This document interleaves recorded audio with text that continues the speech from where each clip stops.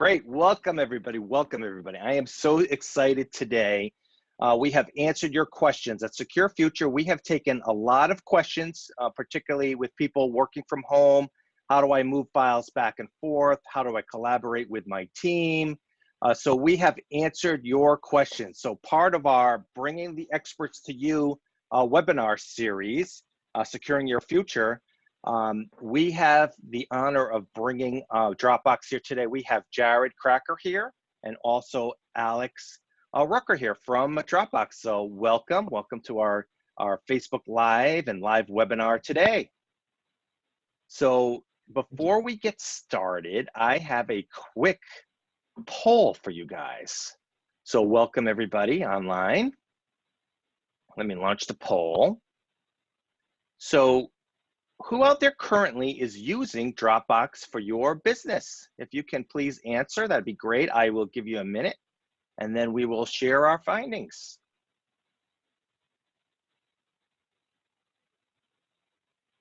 All right, we'll wait another couple seconds and then we will post the results. All right.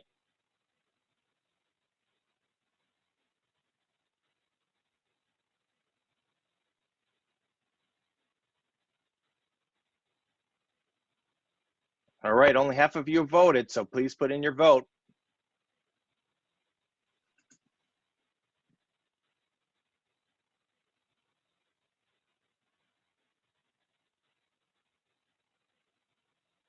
All right, let's share the results.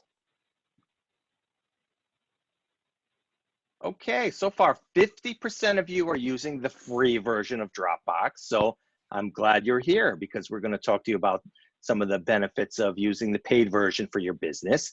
And then the other half, it looks like, are using the business version of Dropbox. That's amazing. You know, we have a lot of great clients that are already using Dropbox for business. And I hope that you'll learn some more stuff that Dropbox can do for you. All right, excellent.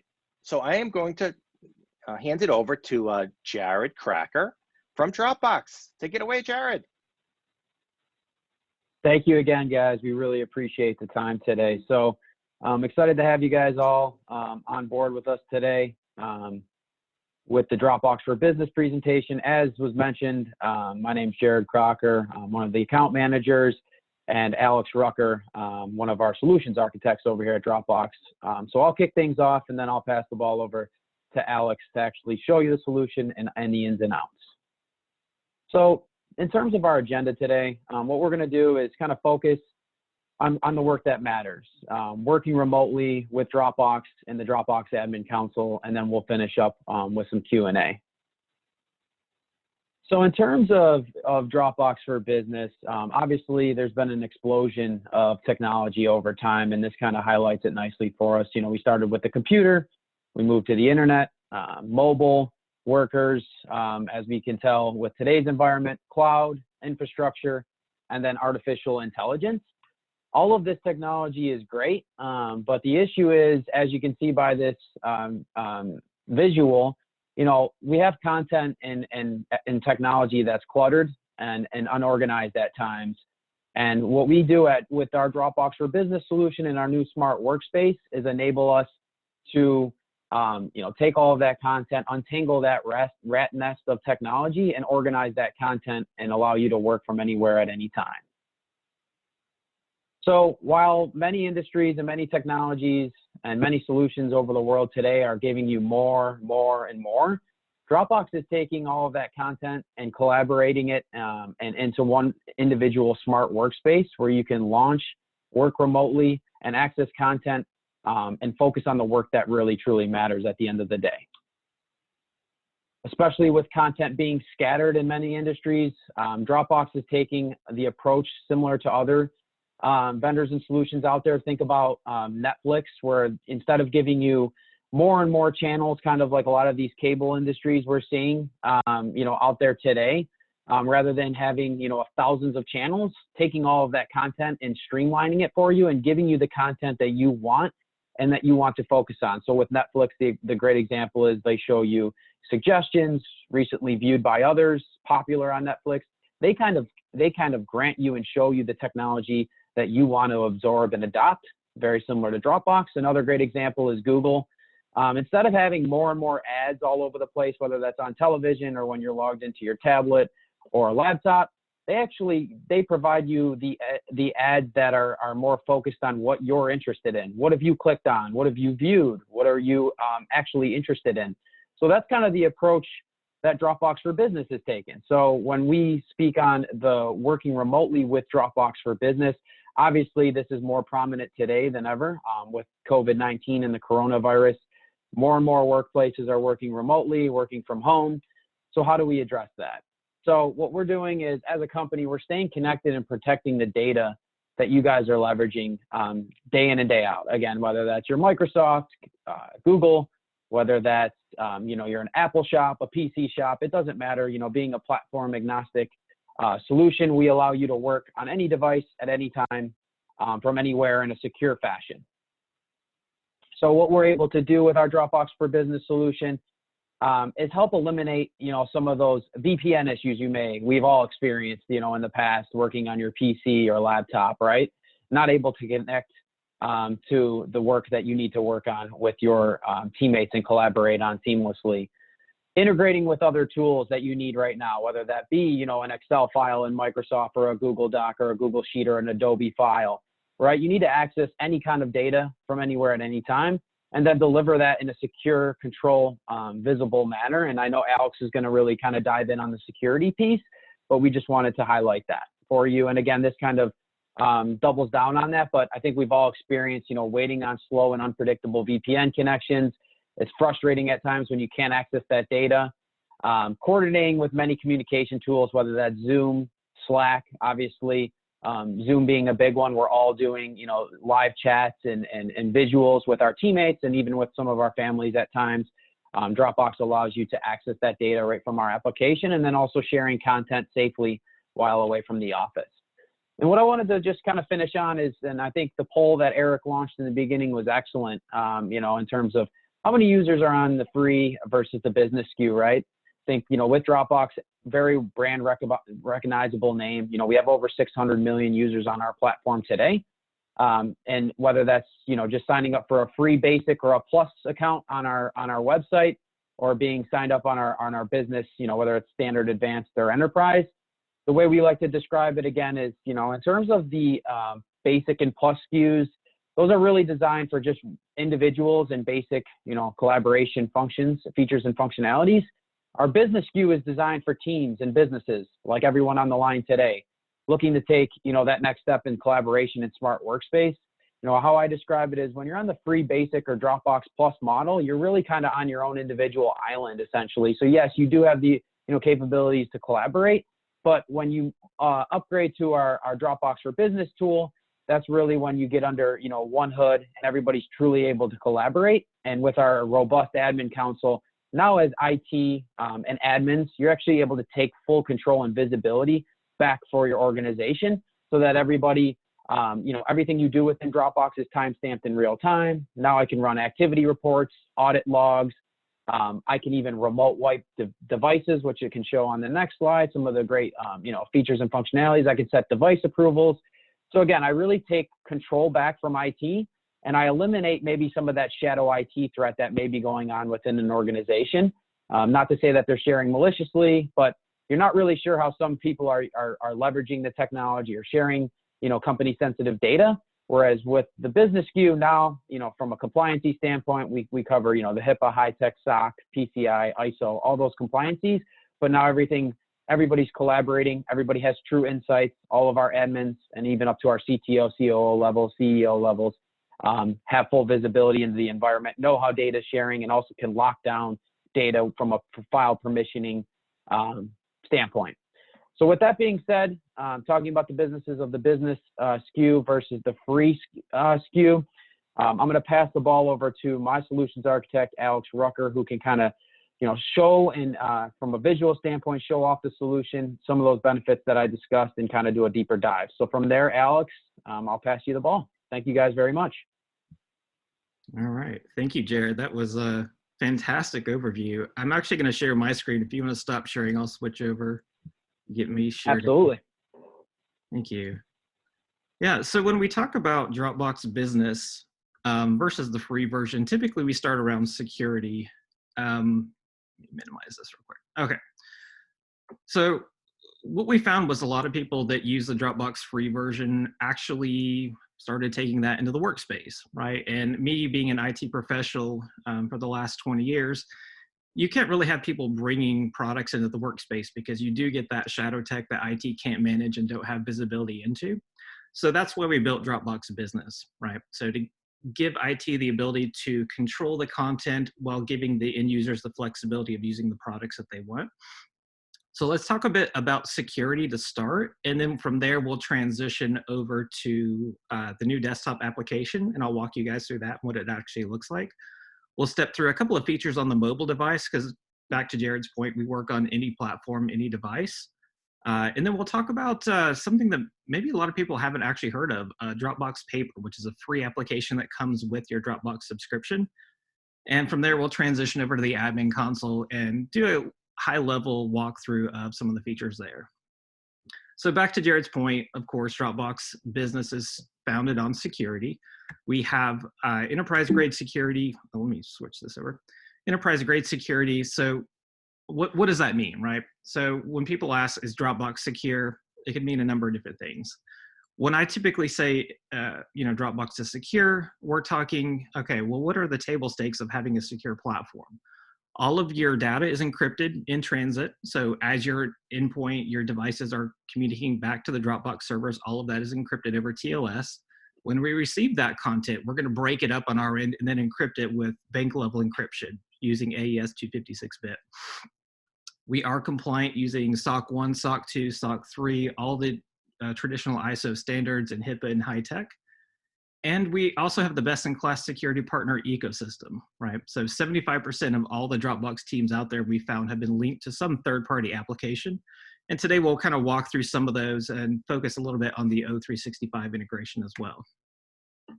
Back on Jared's point, we do have lost device protection. So if you are traveling, post this era of time, if you start traveling again and you do lose a device in the airport or device gets stolen, you can actually wipe that device. And when we say wipe a device, we're going to wipe all of the Dropbox content off that device, whether it's a mobile device or a workstation.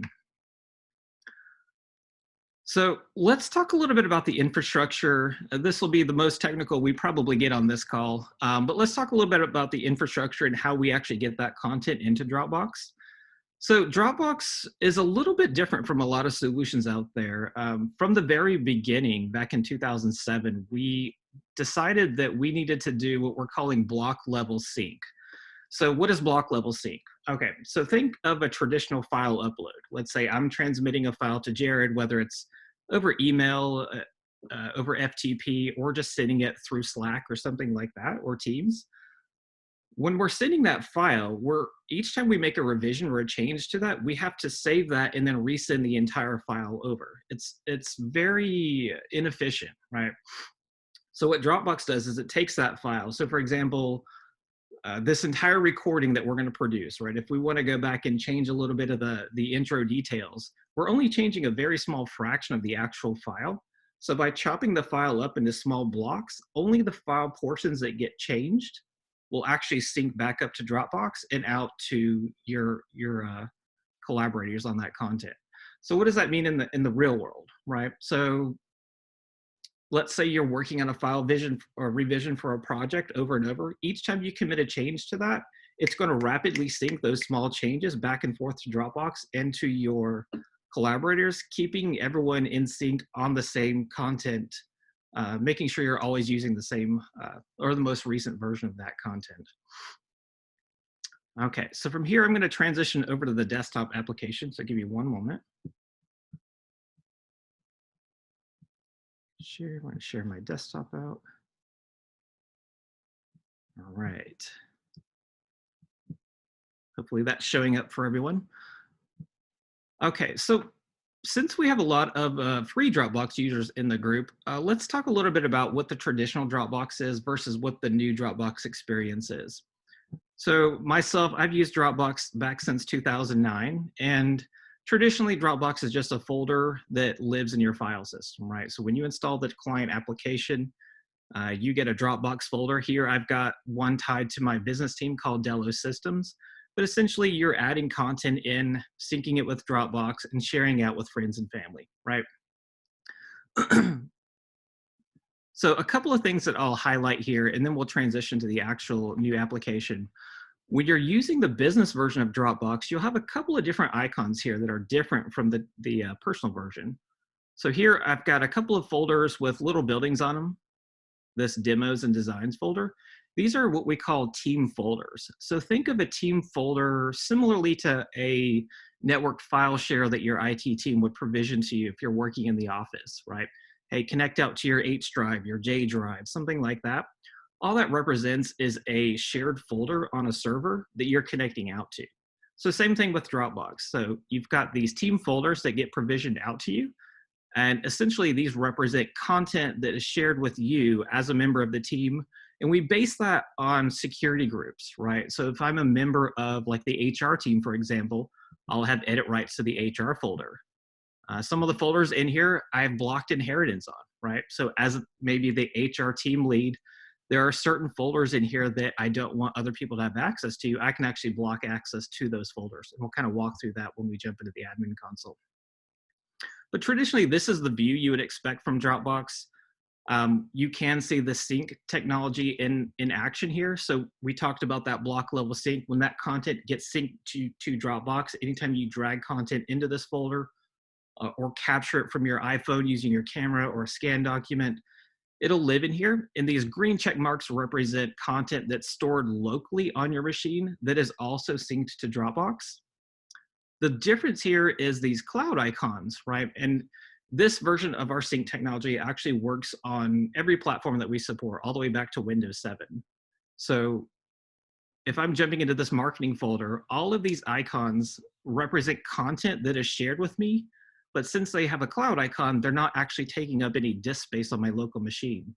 So think of the instance, in my former role as an IT director, and we were deploying a lot of new, the lightweight MacBook Airs for our sales staff, which traditionally come with smaller hard drives, but we had multiple terabytes of content on the back end that we needed to make available to those teams. So versus syncing all of that content locally so they would have it, they actually get to pick and choose which content they want to represent locally. However, they can still search for it as if it was on their local machine. So the Smart Sync tool gives you the ability to say, hey, even though I have access to that content, I don't really need it right now, but I'm about to go jump on a plane and I do need it offline for a bit, so let's grab a local copy of that. So regardless of whether you're adding content to that folder on the web or locally, it's still gonna sync automatically on the back end with Dropbox. This just means now I have a local copy, I can jump on a plane, I can go do some work, and when I land and get back on Wi-Fi, any changes that I committed to that folder will actually sync back to Dropbox. Okay, so that's the last time I'm going to show the traditional version of Dropbox. Let's jump into the new experience now. All right, so this is what the new Dropbox looks like.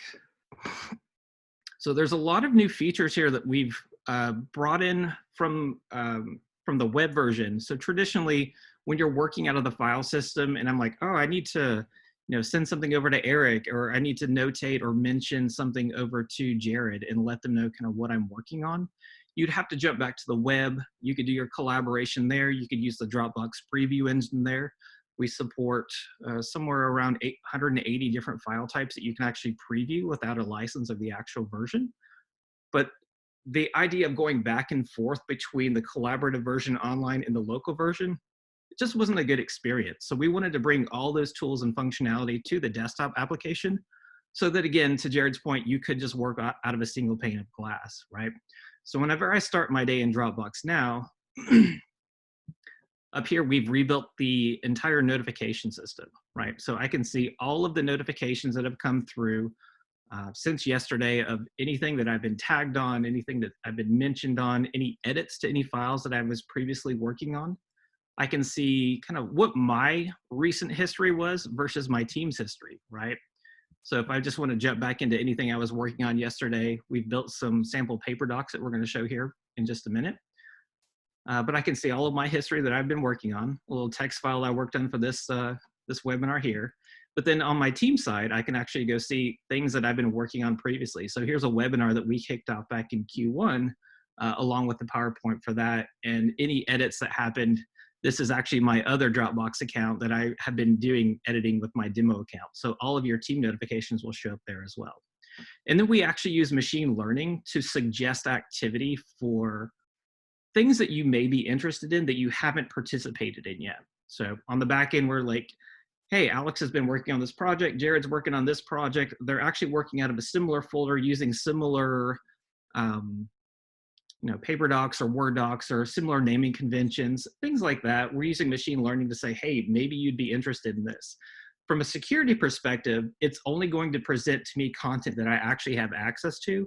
It's not going to go fish something out of a team folder or someone else's Dropbox that it thinks I might be interested that I don't actually have access to. So we're respecting security from that regard. So let's kind of break down this interface and what all we're actually getting here. Let me make this a little bit bigger for you guys. Okay, so at the very top, again, this is a business environment. So it's Dropbox for Delos Systems, my team environment. Extra points to anyone that knows what Delos Systems is. Up at the top, we've got a new search tool. So this search tool is actually different from the traditional search tool that would be built into Finder or Windows Explorer.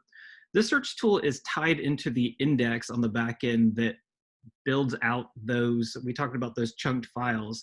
Whenever we chunk out a file like that, we build an index for a file ID for that file, which, long story short, allows us to search content much more quickly. So if I'm searching for anything that I might have my name in, it's all going to pop up. It's going to use optical character recognition to look for any image files or any document files that I might be tagged in, any PDFs that were rendered that aren't editable.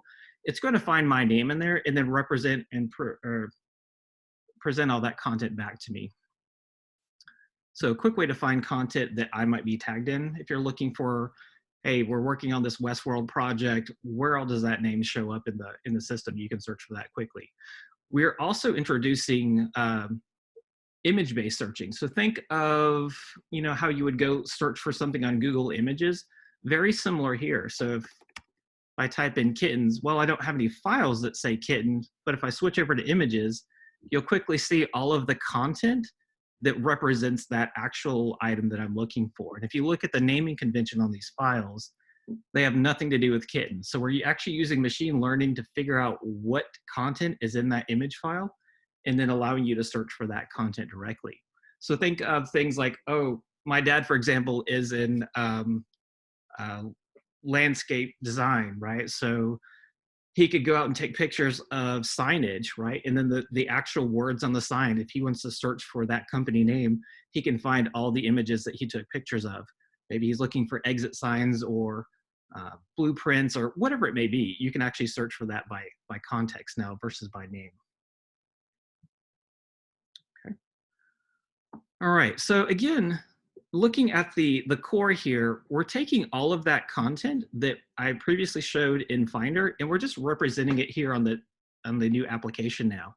So I still have those team folders here. We have this folder now with an icon, which is a team folder that just means this is a shared team space now. And we'll talk about team spaces here in just a second. But the nice thing about Dropbox is your personal content, my music, my personal projects I'm working on, if I'm doing something with HelloSign on the side that's not part of a team folder, all of that is going to live visually side by side with the actual team folders that are shared with me to make it really easy to just jump into your stuff versus the team stuff back and forth.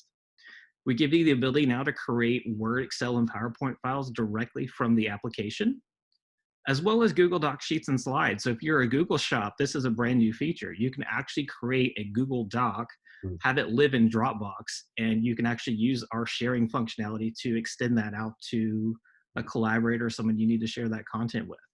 Does not actually build a copy in Google Drive, and we're the first to have that. And of course, we have the ability to build out shortcuts here within the system. Over on the left, these are the spaces and folders that I found are important to me. So versus me digging through maybe a projects folder, finding that project that I go to every day just to get to that content that I'm working on, I can pin that over here on the side. And then anytime that I go into Dropbox initially, I just click on that folder, right? So a really easy way to navigate back and forth through the content you're actually working with. We'll also recommend folders to you as well. So the same way that we've recommended content up here under the notifications section, we can recommend folders over here that maybe other people have been working in that we feel may be important for you to take a look at as well. People is another way we recommend content. So versus just the content being worked on, who are the active users on the team that are producing content, right? So Darren, another person on our team, Zach, another guy on my team. This is a demo environment, but think of a reason. Here's one. So my actual account over on the Dropbox side, if I've been an active user and I've been producing or adding content based on the content I've added to Dropbox for the folders I've had access to, it'll surface that information for you as well. Okay, so one other thing that we've pulled in, and I'll show it over on the right. So previously, when you went out to the web, you could get a lot of information, commenting, annotations, things around that for the content. We've actually pulled all that in, including the third-party extensions, and embedded that into this iframe over here on the right. So based on the type of content that you're actually selecting, so this is a docx file, PowerPoint file, PDF file, we're actually going to present different options. So recognizing the extension of the file and the tools that you might want to use with that file, we'll present those to you. So looking at this usage policy doc over here, I can quickly see, okay, well, here's the members, who's actually looking at this content, who has access to this content.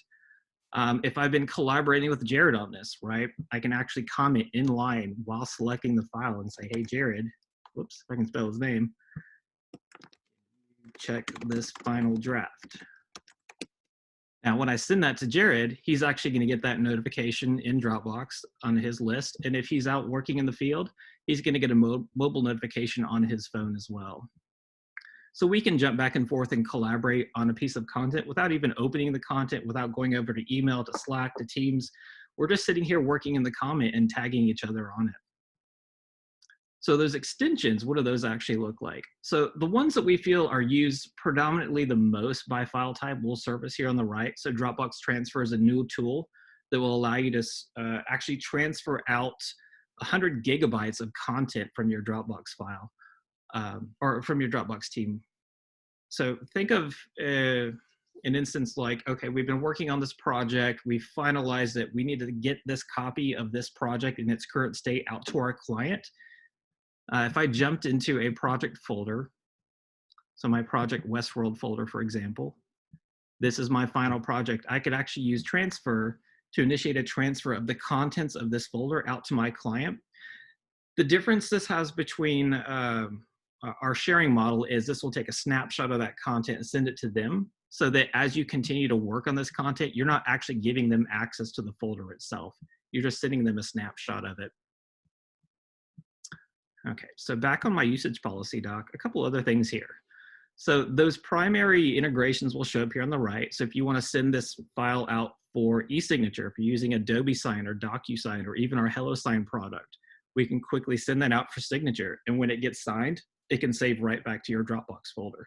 So think of maybe an acceptable use policy, a RFP, or anything that all of your clients have to sign. You send that out, or maybe even your new hires as part of their folder, you send that out for signature. When they sign it, that signature process completes, it actually comes and saves back to your Dropbox folder. We have HelloFax built in here, as well as all the traditional communication methods as well. So sending something through Gmail, Teams, Outlook. The thing to understand here is when you're sharing with a platform that would communicate that out versus the traditional method of attaching that as a attachment in your Gmail or O365, we're actually creating a shared link to that content so that anyone that references that link that you've shared with them will always see the latest version. So instead of sending Rev 1, Rev 2 back and forth and kind of getting lost in the mix of maybe that email scatter, you can actually have everyone referencing back to that same file. And by doing that, you can keep those comments in line as well. So if I'm clicking that link next week, maybe I was on break, I'm going to come back and I'm going to see the most recent version, and I can get caught up on all the commenting around that piece of content. Okay, so let's jump into a project folder, and I'm going to show one or two more things, and then we'll transition over to a couple other items on the list here. So jumping into Project Westworld, I had mentioned the O365 integration, and I had mentioned the Dropbox preview. Let's walk through what those actually look like. So to give you an example of how the preview engine would actually work, so I've got some drawing files here. I've got some Photoshop files here. Ideally, if I'm going to open this, I'm going to need a copy of Photoshop on the machine, or I'm just going to get a stale or regular preview if the OS can serve it up. Using our Dropbox preview engine, we can actually render that piece of content in the native application on the back end, and then immediately show you what's in that content. Right, so a Photoshop file, I don't have Photoshop on this machine, but I can look at this file and let's say Jared is building a marketing campaign for me, sends it to me as a final reviewer. I don't really need a license for Photoshop. I just need to look at it and approve it. We found that sometimes when you're converting Photoshop or other native files to different file types like PDFs or JPEGs, sometimes some of that can get lost in translation. It can get compressed, so you're not looking at the actual representation of the file. So in this manner, you're actually looking at the raw native file rendered in the actual application. And we do allow for contextual-based annotations, right? So if I say, hey, Jared, this looks great, but you type the client's name wrong here. So again, I can tag him here, send him a note, and it'll actually build that annotation around that area that I selected on the file. So when he gets that note, clicks on it, it's going to open the preview for him and send him right back to this annotation area. So we do that for 180 different file types, as well as video content, right? So if you wanted to say notate a video file, let's say you're building some training material and you send it out to someone, you can have people comment at various times the same way you would on a YouTube video, and then reference back to the actual timestamps of that video. Okay, so how do we integrate with O365 and Office Suite? So there's a couple of things that we've added in the last year or so to kind of beef up how that integration actually works. So I'm going to open this Dropbox, this file from my Dropbox called the project overview. And as long as that file is actually stored in Dropbox, we do what's called the Dropbox badge. So this is kind of our first line of keeping people in sync when you're working on content together. So whenever this file opens, over on the right, you're going to have a badge file that says, well, it's going to give you the basic options of sharing content, previewing content, notating content. But let's say that Jared also opens this file up on his end. So traditionally, what we found was, I open a file and I start making changes to it. Jared opens a file and he starts making changes to it. We don't want conflicted versions on the back end. So whenever someone else opens this piece of content, it'll open up, there we go. So whenever someone else opens this piece of content that I already have open, they'll also have a badge, but it'll pop up and notify them. It'll say, hey, Alex has this content open. Are you sure you want to open this, right? So they can still open and look at it. But if I commit a change to it, it's going to turn red and say, hey, Alex not only has this file open, but he just made some edits and saved those. Do you want to refresh to the latest version? That way we'll pull down those block level changes and sync your version and refresh that so that you're looking at the version he's working on now. So that's kind of the least amount of effort on the back end to keep people in sync working on the same type of content.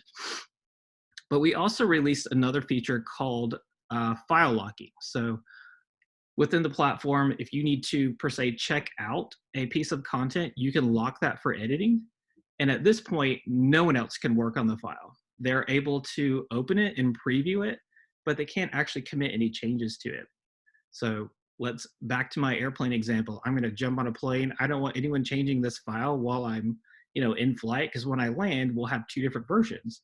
So I can lock that file, jump on the plane, make my edits. When I land, it's going to transmit those changes back to Dropbox, and then I can unlock the file. And anyone that does open this, they're going to get a notification saying, hey, Alex locked this file.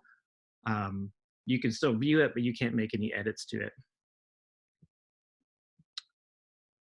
All right, and of course we do integrate with O365 with a plugin that allows you to pull content directly in from Dropbox, as well as Microsoft Teams. We won't go into that demonstration, but you can actually sync your Dropbox with Teams and actually pull content into your Teams conversations directly from Dropbox on the back end. So the last few things I wanted to talk about here is, so Dropbox is supported on the desktop client, the web client, but also on mobile. And a couple of things that we've noticed that people aren't familiar on the mobile side, I'm going to actually transition over to mobile and show a quick feature there.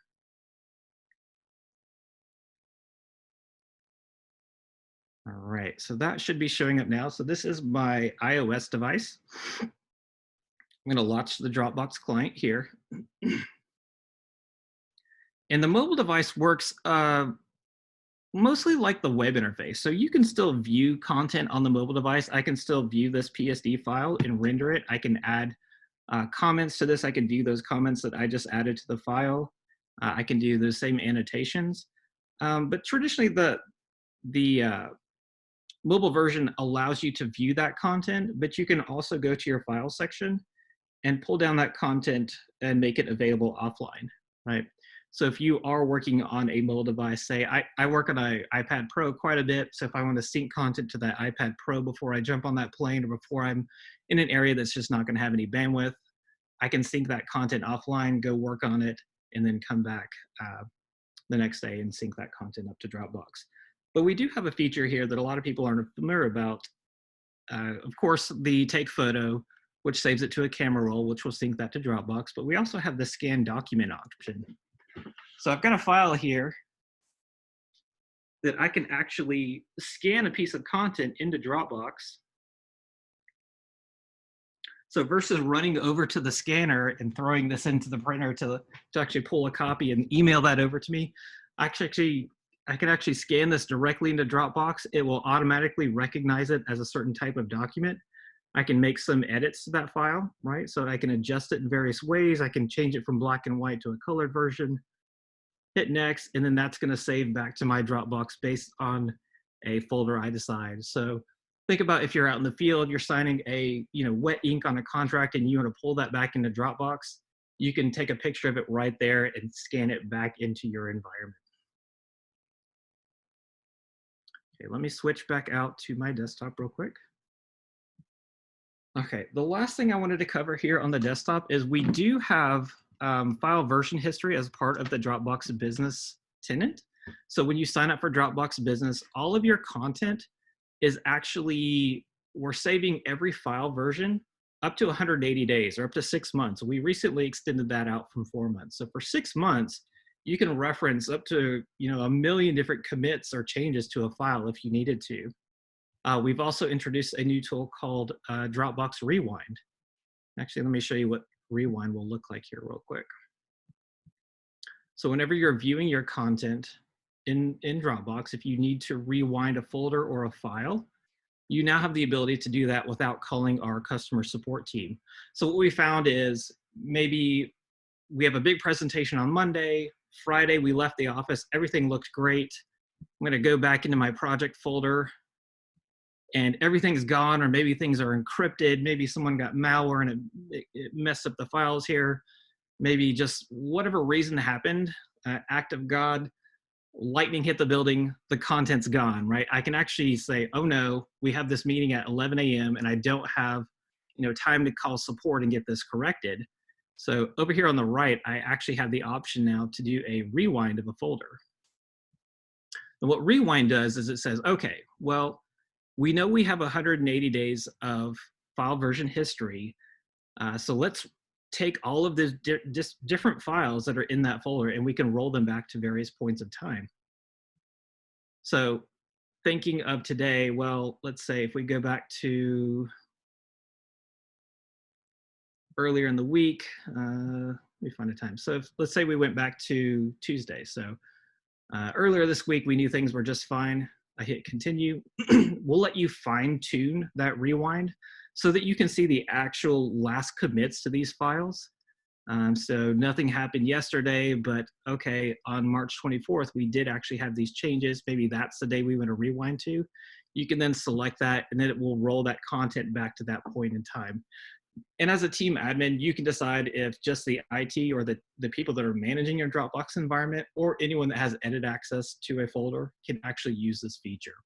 But it's a very powerful feature, and it can get your content back up and running in minutes versus taking hours, sometimes day, to get that content restored either from backup or from reaching out to our support team. Okay, so that is the new client. In a quick overview, I do want to jump out and show you the paper features now. Paper being a new tool that is, in my opinion, very similar to OneNote, but it's a free product that does come with Dropbox, and we use it internally for just about everything. All right, so jumping out of paper, I'm sorry, out of Dropbox, let's open up a new paper doc. Okay, so this is a sample paper doc that I put together last night. So think of a paper doc kind of like a OneNote doc. It's not like a Google Doc, right? So this is not a text editor. This is a project planning, brainstorming, checklist type of a daily planner solution that you can use for any type of project you're working on, any type of engagement. We used one yesterday looking at data migrations, trying to determine the best way to do a data migration for some of the clients that are moving over to Dropbox, right? So the nice thing about paper is it's a collaborative workspace. So you can see up here at the very top, I'm a member of this folder. I'm sorry, this paper doc. So is Jared, right? And then I've actually shared this with another account I have. But it supports a number of things. Like you can build tables in here directly. You can tie this into a calendar event, right? So if you associate this with your O365 calendar, then anytime that that event occurs, that paper doc will be linked to that event, keeping everyone connected there. We have a timeline functionality, so I can build a timeline for a project out. So a lightweight project planning tool as well. So, maybe as part of a new project or a new webinar me and Jared are producing, I can add him in here. Give him a due date for a certain item. We'll say rough draft. Rough draft, okay. The rough draft. Okay, so now Jared will have a assigned item for this timeline for producing our next webinar series. So his begin date on this will be April 29th, ending on May 12th. And again, this ties back into Dropbox and we'll provide those notifications here for any type of mention. Again, so I can, maybe I built the timeline out. I need to add some notes in here. I can mention Jared here. Make sure this timeline works. So you can mention people, you can add content, you can add rich media here as well. So we wanted it to be a very flexible workspace. So at the same time, Jared can co-author this document with me and we can work on this project together, right? Now think of a rough draft scenario as well. When you're building, for me, I produce a lot of content for our partner team, and a lot of that is just in draft form, right? So if I'm going through and building or brainstorming out a rough draft, let me jump into my brainstorm example. I'm putting together different inspirational ideas. I can add rich media in here. I can link in YouTube videos. I think I linked a YouTube video in one of these. Maybe it's the first one. Yeah, so you can link in YouTube content, Vimeo content. There's dozens and dozens of different types of content. You can actually drop PowerPoints in here. Word docs, you can embed all kinds of content in here. So ideally you're using this as a collaborative brainstorming place or project planning location. The nice thing about it is it works with the same commenting and annotation tools that we have available within Dropbox. So as someone is going through and reviewing my project plan, they can say, oh, well, I don't really like the use of these emojis. They can actually comment on that, right? So versus editing the actual document, they can say, Alex, you revise the emojis. And again, since it all ties back to a notification center, it's going to let me know that. When I click on that notification, it'll take me right to this different location. I can change out the emojis and then I can resolve that comment. So it's a way to not only brainstorm and create, but allow other people to come in and view and comment and annotate on that content. And we've created a certain way to make the content very easy to produce. So these bullets and high-level headers and whatnot are very easy to work in. Just to take away the complexity of a robust word processor. When you're not really word processing, you're just doing brainstorming and building new content before you actually get to that production phase. So again, this is free with Dropbox. So anyone that has Dropbox today, whether the free version or the paid version, this is a tool you can use. And we do have quite a few templates out here to kind of give you ideas on how we would suggest using the product. So from building out meeting notes, launch plans like I showed, brainstorming, creative projects, etc. There's quite a few different templates in here that you can just immediately select and use that template versus trying to figure out how to use the product directly on your own. Okay, so jumping out of paper, I'm going to jump into the admin console here and do a quick high-level walkthrough of kind of what the admin console looks like. And I know we're getting close to time here, so I'm going to run through this pretty quickly. Okay, so again, since we have a business team here, and I am a team admin of this business team, I have the option to have the admin console here on the left. All right, so when I jump into my admin console, I get quite a bit of information here. Let's start at the insights at the very top. So I can quickly get an idea of my team's health, right? How many members I have, how much space is being used in my tenant, the number of licenses I've used, whatever I've got remaining down here at the bottom. How are my teammates using the content, right? Are they downloading, editing, previewing, uploading, sharing that? Okay, so they're sharing it. Who are they sharing that content with? So down at the bottom here, we've actually made that more visible to the team admin. So you can see the various domains that I've shared content out to. And if you want to get a refined idea of what content was actually shared to these domains, you can view that in the activity log. So we do have a very robust activity log. Our activity log never rolls, so the content is always available for reporting here. So I could do a quick report for myself. Let's say for the last month or two, what has Alex been sharing out of the company? So I can look at my, my account here. It's going to quickly show all of my activity, which is way more than I need. So let's go ahead and refine that a bit. So here's my sharing information. So these are the different types of of activity that we report on. So we've got sharing information, file operation information, member information, who's got two-factor authentication turned on, who's actually using it, who has failed maybe a two-factor authentication. You also see device information is here as well as paper and commenting.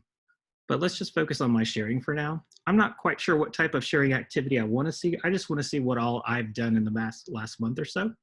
So I'll click the high level option, add these activities in, and now I can see all of my sharing across the board, right? So you can take this report, which is now much shorter to go through, generate that as a CSV, but we also tie into security and information event management tools. So your IT team may actually use an event monitoring tool that this can tie into to provide notifications around these types of activities as well. But I can refine this further if I wanted. I could do it by content type. I could do it just on external participants, just to show the external sharing that has occurred. But there's a lot of ways to kind of review the activity and report on it. And this is a revision of the activity log. I believe we brought this revision around in Q3 of last year. Okay, so I'm going to walk through one or two more things here in the admin console, and then we'll jump over to the Q&A section because I know I've seen quite a few questions come through. So the member section, we tie into information systems as well. So we'll tie into O365, we'll tie into Active Directory, to G Suite. So if you want to provision members in from another tool set, we support that. You can invite members directly. They don't have to be a part of your organization. So if you have an external artist or collaborator that's working with you, you can actually provision them a license and invite them from the outside. So I can invite people directly, or I can pull people in from my organization. And then I can get quite a bit of information on each individual here. So I can see how much content I've added into Dropbox. I can see my group membership, so whether groups came in from O365 or I built groups directly within the application. as well as devices that I've linked to the solution. And back to Jared's point, you can actually determine how many devices people can link, whether it's just a single workstation and mobile device, or you give them an unlimited amount of devices. But I can quickly use that lost device protection and kick these devices off my account as well. All right. Now, one thing that we do really well at Dropbox is give you the ability to seamlessly onboard and offboard users. So let's say you're hiring a new person on your team, you've added them to a Dropbox provisioning group in O365. That person is automatically going to be invited to your tenant. We'll send them an email invite, they join your tenant, and they now have access to all of their personal content. In any of the content folders, those team folders that I had mentioned before, based on their security groups that are provisioned out of O365 or anything that you've built here internally, they would immediately gain access to that content. On the other side, let's say someone is leaving the organization. As part of the business team, we want you to reclaim that information. We never want content to leave your organization. So let's say, who can I kick off the team? Let's say Dr. Ford here is no longer going to be with the team. If you do suspend that account in O365, or if you delete their account entirely, we'll put them in a suspended mode on our side. That suspended mode just says, hey, we've noticed this person no longer has access. We're going to put their account on pause. We're going to wipe all the content off of their Dropbox folders because they're no longer an active user. But that content is still in your Dropbox environment, so you get to decide what you actually want to do with that content. So for someone that's in suspended mode, let's say Bernard here, he's been in suspension for a while. Whenever you do decide to delete that account, you can now transfer that content. Again, we give you up to 180 days to determine what to do with that content, or you can transfer it at a later time. But essentially, you're reclaiming that content, maybe moving it to a manager account, to a personal account, or to another team member's account. All right, so there's lots more in the admin console. Again, it's very robust. It's very focused on security. For those of you that do have a Dropbox environment, there are a lot of settings here that you can go through and actually control the sharing in your environment, whether it's based on those content folders. Maybe I need to lock down my HR folder a bit more than a project folder. All of those tools are there. But I just wanted to give a quick overview of the admin tools and kind of some of the functionality that you could see there. Thank you, Alex. That's fantastic. We want to make sure that we only have a few minutes left, and we do have some questions. So I'd love to get them. So we have one question out there. What is your favorite feature? Well, I'll tell you from an IT consultant's point of view, my favorite feature and something that we use with our clients is the activity log that you were showing. That's my favorite feature because we can see who's doing what, when, who's moving files, transferring files, deleting files. That's my favorite feature. So Alex, what's your favorite feature? I think my favorite feature is the preview engine, honestly. In my old role as an IT director, I was able to reclaim a lot of licensing in Adobe Suite from executives that were just using it to preview files. So being able to quickly preview any type of file as well as comment and annotate on it, I think that's pretty cool. And I couldn't do that in any other solution. Yeah, the preview is good. And what I love about Dropbox too, and we see this with our clients too, you guys are constantly innovating and launching new features. And that's one of the benefits of having a cloud file sharing system, is that it keeps getting better and better. Jared, how about you? What is your favorite feature of Dropbox? Mute, you're on mute. I apologize. There you now go. You guys can hear me. But yeah, so I would say leaning on the admin console as well. I really enjoy the remote wipe feature within Dropbox, being able to, if you lose a device or, you leave an organization, if someone leaves your organization, being able to wipe those users' devices and their data from, Dropbox and maybe even transferring that to a new hire is something that's extremely powerful within our tool. Yeah, that is definitely an amazing feature, and it gives me peace of mind too, because if one of my clients misplaces a device, we know that we can wipe the data. So that's fantastic as well. Okay, we have time for a couple of more questions, as well. Let's see what else came in here. Can you, I know you touched on it briefly, but can you talk a little bit more about the Teams integration, Alex? Like how exactly does that work? Yeah, sure. So that I didn't go into our Zoom and Slack integration, but the Teams integration is going to be very much like our Slack integration.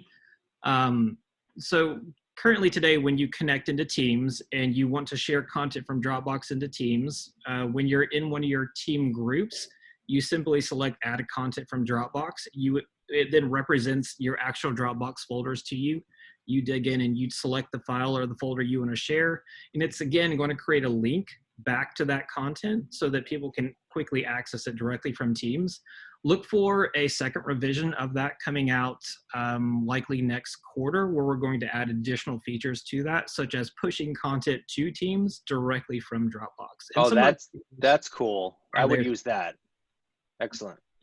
Yeah, a lot of our clients are now using Teams because they've been forced to. Most of our clients have Office 365, so we set them up on Teams to be able to do video chats and other things with their employees and clients as well. So that's really good that you're innovating that, and there's some additional features coming out. A question that I get quite often is it my data safer just on my computer? Is it really safe on Dropbox or in the cloud? So that's a very technical question that I could answer across a very long amount of time, right? But so think of it from this perspective, just being in an IT background. When you put your content on a local machine, whether it's on a workstation, a thumb drive, maybe an external hard drive, a lot of people don't actually encrypt that data, right? So if you're not encrypting those thumb drives and you drop that in, an airport was my example, that data is gone. It's out there. It happens. I'm big into video gaming, and then there was an incident a while back where someone had a final bit of code on a thumb drive and they dropped it in an airport, and suddenly that code was released to the world and that game was lost forever, right? So with Dropbox, even though you're storing it on your local machine, if you do lose that content, if you do lose that device, we can wipe that content, right? Because you have control on the back end to not only determine what's on that device, but who it's being shared with. And if it's in jeopardy, you can blow it away. So apart from that, you also have the flexibility to access that content from anywhere, right? If you're working from home and, one of the girls on my team, her machine is like dying on her and she has that content on her machine. If that machine breaks, she's going to have to wait several days for IT to transition her to a new machine, all right? And she could actually have lost that content along the way. So there's a lot more reasons than just, hey, security as to putting that content in another location. And one of the messages we want to convey is that Dropbox is a very secure platform. We do not have access to your content. All we're doing is building ways for you to access that content in more intelligent ways, and then giving you the flexibility to work from any device and anywhere you want. Thanks, Alex. Yeah, Secure Future Tech started innovating with Dropbox years ago. So we've been on the Dropbox platform, and many of our clients are now on it as well. And there's a certain peace of mind that I have because we're protecting our clients' data, their information. We've got great activity logs. If a device does go missing or is stolen, I know that it can be wiped remotely, which is fantastic, and that does happen. So I think that there's a lot more security keeping your data in Dropbox than just on your computer at your office or your house. Things happen, things go missing, hard drives crash, and when you have all of your data in Dropbox, you can get going very quickly. Well, this was fantastic today, guys. Alex and Jared, I want to really thank you for participating in our Securing Your Future webinar series. Absolutely. I know that Dropbox is an important mix as part of our offerings to our clients, and particularly with what's going on today, it makes a lot of sense for many of you. So if you have any other questions out there, please feel free to reach out to me. You can email me, you can give me a call. You can go to the website and we will get in touch with you, and happy to answer any of your questions. So thanks again, everybody. Be safe, and we'll see you soon. Take care. All right. Thank you. Thank you, everybody. We appreciate it. Yeah, Take thank you care very now. much.